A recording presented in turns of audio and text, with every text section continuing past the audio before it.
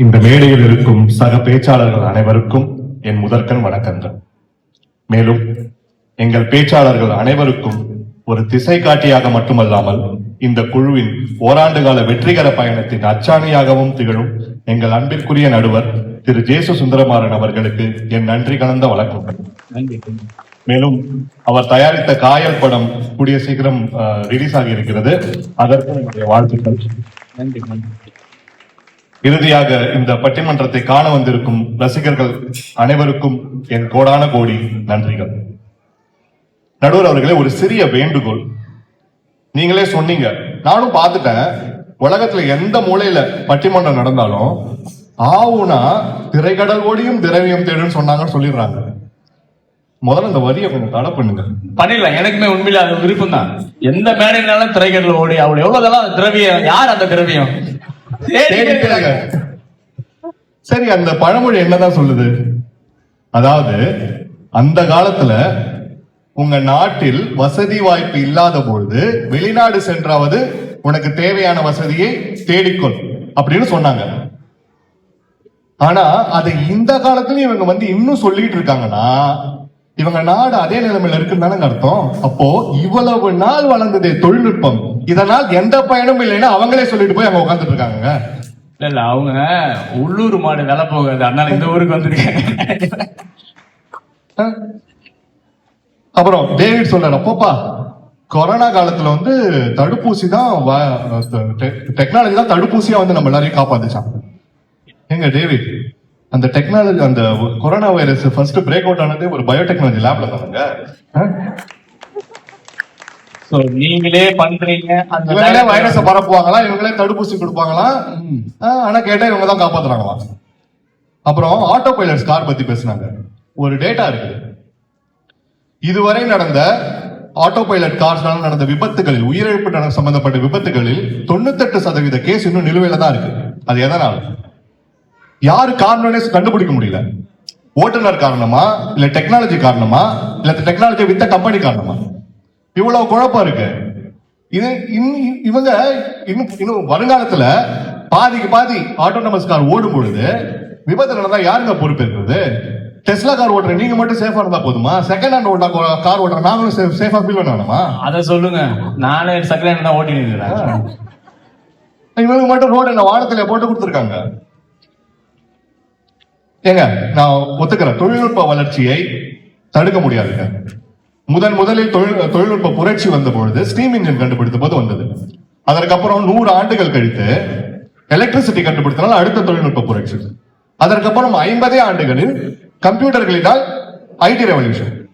அதற்கப்புறம் இப்ப 20 ஆண்டுகளில் ஏஐ ரெவல்யூஷன். இப்படி டெக்னாலஜி வசவசன் வளர்ந்துகிட்டு தாங்க போகுது. ஆனா இதனால் மானுடத்தின் நம்பிக்கை வளர்கிறதா என்ற கேள்வி இருந்துகிட்டே தான் இருக்குது. டேவிட் சொல்றாரு, இனிமே யாம் இருக்க பயமேன்னு சொல்லக்கூடாதான், ஏன் இருக்க பயமேன்னு தான் சொல்லணுமா.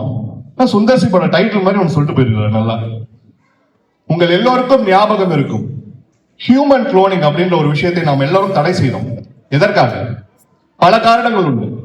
ஆனால் முதன்மையான காரணம், a man must not play God அப்படின்ற ஒரு எத்திக்கல் ரீசனுக்காக.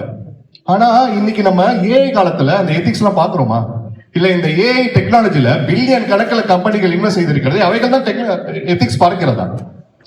நீங்க நல்லா யோசிச்சு பாருங்க, இந்த ஏஐல இன்வெஸ்ட் பண்ணிக்கிற கம்பெனிகள்லாம் பல ஆயிரக்கணக்கான பேட்டன்ட்ஸ் வாங்கி வச்சிருப்பாங்க. எதற்காக? இவங்களுடைய ஐடியாவை வேற யாராவது யூஸ் பண்ணி காசு சம்பாதிச்சிட கூடாது என்பதற்காக. ஆனா இவங்களுடைய ஏஐ மாடலை ட்ரெயின் செய்வதற்கு இன்டர்நெட்ல இருந்து யாருடைய கண்டென்ட்டை யார் பர்மிஷன் கேட்டு இவங்க யூஸ் பண்ணிட்டு இருக்காங்க. இவர்கள் தான் எத்திக்ஸ் பார்க்கிறவர்களா? இவர்கள் தான் மானுடத்தையே மார்ஸை நோக்கி நடத்தி செல்வார்களாம். யாரு பலிகடா? அப்புறம் சோசியல் மீடியா என்ன நடக்குது? உங்க கையில ஒரு ஐடியா மட்டும் கொடுத்துட்டு உங்க மொத்த குடுமையையும் அவன் எடுத்துக்கிறான். உங்க பர்சனல் டேட்டா தான் சொல்றாங்க. ஏங்க, உணவில் மட்டும் ஆர்கானிக் ஃபுட் தான் வேணும், எனக்கு ப்ராசஸ் ஃபுட் வேணாம்னு ஒதுக்குறீங்கல்ல. ஆனா சோசியல் மீடியால கிடைக்கிற உங்க இன்ஃபர்மேஷன் உங்களை டார்கெட் செய்து கொடுக்கப்படும் ஒரு அல்ட்ரா ப்ராசஸ் இன்ஃபர்மேஷன். அது மட்டும் உங்களுக்கு எப்படி நல்லதாக இருக்க முடியும் நான் கேட்கிறேன். சோசியல் மீடியாவில் ஃப்ரீடம் ஆஃப் ஸ்பீச் இருப்பது போல் உங்களுக்கு தோன்றினாலும் உண்மையில் யோசிச்சு பாருங்கள், உங்களுக்கு ஃப்ரீடம் ஆஃப் தாட்ஸ் இருக்கிறதா? நீங்கள் உலகத்தோடையே கனெக்ட் செய்வது போல் இருந்தாலும் அதனுள்ளேயே நீங்க இன்னும் சிறு சிறு குழுக்களாக பிரிந்து கொண்டுதானே இருக்கிறீங்க. என்னுடைய சிறு வயதுல எங்க அப்பா அம்மாக்குள்ள சண்டை வந்துச்சுன்னு வச்சுங்களேன், ஒரு அரை மணி நேரம் கழிச்சு எங்க அம்மா என்ன கூப்பிட்டு ஒரு சுட சுட டீயை போட்டு கொடுத்து போய் எங்க அப்பா கொடுன்னுவாங்க. எங்க அப்பா நல்லா குடிச்சிட்டு வழக்கமா சொல்ற ஒரு டைலாக் சொல்லுவாரு, உங்க அம்மாக்கு இன்னும் டீயை போட தெரியலன்னு. அதை போய் எங்க அம்மா கிட்ட சொல்றேன். எங்க அம்மா வழக்கமா ஒரு டைலாக் சொல்லுவாங்க, நல்லா போட்டு கொடுப்பீங்க போல. எனக்கு வேற வேலையே கிடையாது. நாங்க சண்டை போட்டாலும் கனெக்டடா இருந்தோம். ஆனா இந்த காலத்துல கணவன் மனைவி சண்டை போட்டா என்ன நடக்குது? கணவன் கையில ஒரு மொபைல் போன் எடுத்துட்டு அந்த பக்கம் போயிடுறாங்க, மனைவி கையில ஒரு மொபைல் போன் எடுத்துட்டு இந்த பக்கம் போயிடுறாங்க. ரெண்டு பேரும் ஸ்விக்கில டீ ஆர்டர் பண்ணிட்டு இருக்காங்க. ஏங்க இவ்வளவு டெக்னாலஜி கண்டுபிடிச்சிருக்கீங்களே, கொஞ்சம் தயவு செஞ்சு கணவன் மனைவி போற சண்டையை தடுக்கிறதுக்கு ஏதாவது டெக்னாலஜி இருக்குதுங்களா? நீங்க நான் ஒண்ணு மட்டும் சொல்றேன், போன பட்டிமன்றத்திலயும் இந்த மாதிரிதான் ஒரு விஷயத்த கேட்டீங்க. நீங்க இந்த பட்டிமன்றத்திலையும் இப்படிதான் கேட்கறீங்க. ஏங்க நடுவரால இதெல்லாம் செய்ய முடியாதுங்க. ஏங்க ஒரு போன் கால்ல 2 நாட்டுல போரையே தடுக்கிறாங்க, இதெல்லாம் தடுக்க முடியாதா உங்க technology?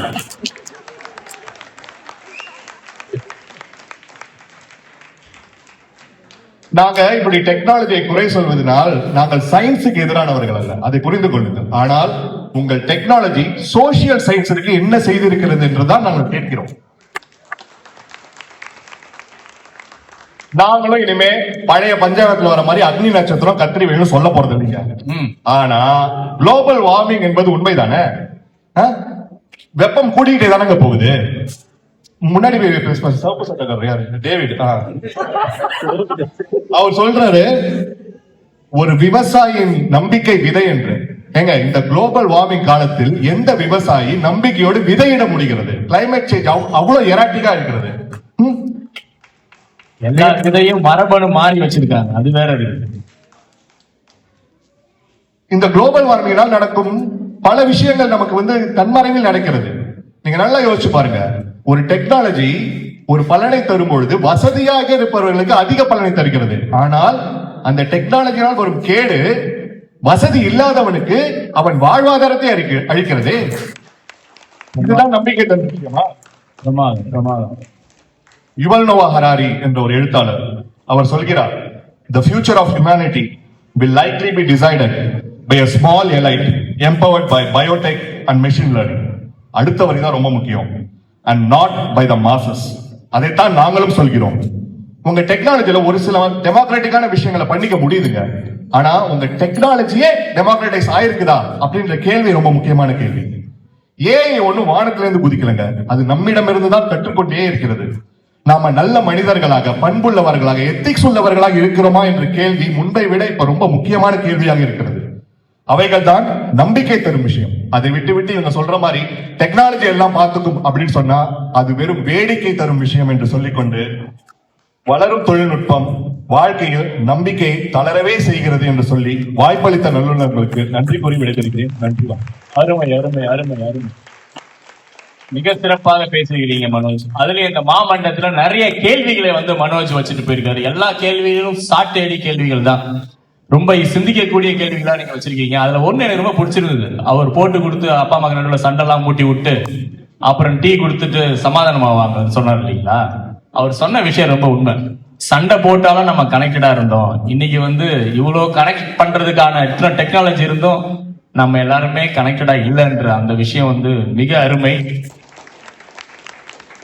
Man must not play a god அப்படின்னு. ஏன்னா அவர் சொன்னாரு, யாம இருக்க பயமேன், இருக்க பயமேன்ற அளவுக்கு அது கடவுள் அளவுக்கு அவர் தூக்கி வச்சாரு. அதை நீங்க கேள்வி கேட்டது மிக அருமையாக இருந்தது. அது போக நீங்க நம்ம கிட்ட இருக்கிறதே கத்துக்கிட்டே நம்மளையே ஓவர் ரூல் பண்ண போகுது அப்படின்ற அந்த விஷயமும் ரொம்ப பிரமாதம். மிக சிறப்பாக பேசிய திரு மனோஜ் மலரன் அவர்களுக்கு பாராட்டுகளை கூட்டிக்கொண்டு